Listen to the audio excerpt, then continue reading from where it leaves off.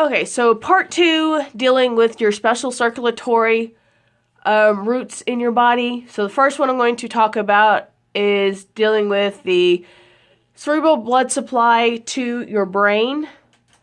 So from your internal carotids that extend from the aortic arch up through your neck towards your head, which are here and here, as well as the blood from your basilar artery that goes across your pons. These 3 arteries feed a special structure called your cerebral arterial circle, or also known as your circle of Willis. So your cerebral arterial circle, or also known as your circle of Willis, is made up of your anterior and posterior cerebral arteries, as well as your anterior and posterior communicating arteries. So these are the 4 blood vessels on your vessels exam that will have a star beside them. So on that question, it actually to put a star beside the 4 that make up that particular structure, and those are the 4. So the function of this circle is to help with blood distribution for the brain, since the brain has a high demand of blood. So getting to all the different parts of the brain is needed by using that circle of Willis to distribute the blood that it receives. So here in our picture, so we have our basilar and our internal carotids feeding into our circle of Willis.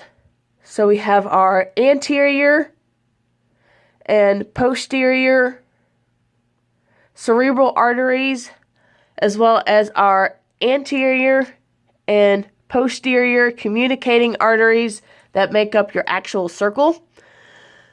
And then these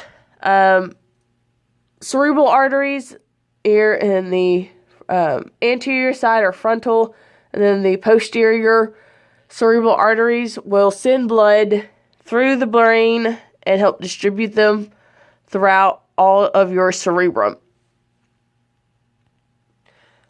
So the last special structure of your circulatory system is your hepatic portal system. So this is blood going from your abdominal region feeding into your liver.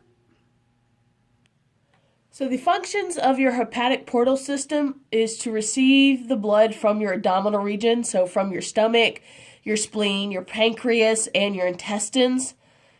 Your liver has first choice of those nutrients from the small intestine, so when you eat the blood that circulates and exchanges material with your small intestines, which is the area of your digestive system that absorbs the nutrients from the food you ate, goes straight into that blood that leaves your small intestines. And then once this blood goes from the small intestines to the liver, your liver is able to get first choice of all those nutrients. Then last function of the hepatic portal system is to filter out the blood of the abdominal region. So let's say you ate something that you shouldn't have and it needs to be filtered out, say it's toxic or whatever, those can be filtered out through this system, so in your liver, as well as detoxifying anything that's in the blood from your abdominal region. So again, going back to eating, when you drink alcohol, it gets detoxified in your livers because the alcohol, once it goes through your stomach, gets absorbed from your small intestines and then detoxed in your liver. So back to our picture.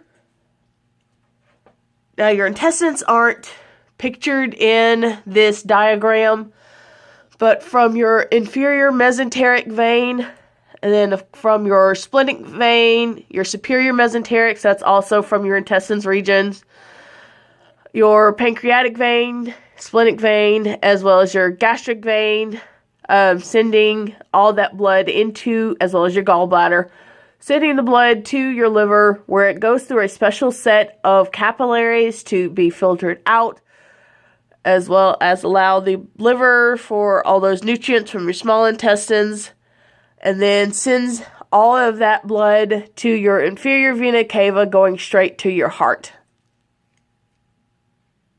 Okay, so that's it for chapter 20. If you have any questions, again, message me through Blackboard, or just drop by my office.